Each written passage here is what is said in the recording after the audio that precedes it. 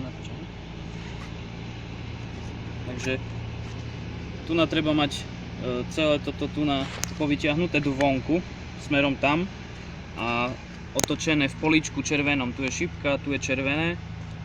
Vlastne musí to byť takto vyskočené, tu je taká medzera dosť veľká. Hej. A tu z tejto strany, ako je ten veľký kolík, tak vlastne tým pádom tento kolík sa zasunie a tento maličký je vyskočený. A vlastne takto je to pripravené na zasunutie do toho miesta, kde sa vlastne nasadzuje to ťažné.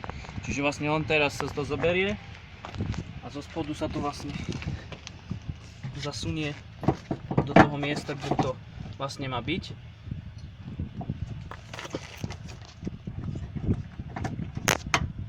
Teraz treba potočiť zase trošičku do vonku a stočiť to do zeleného poľa.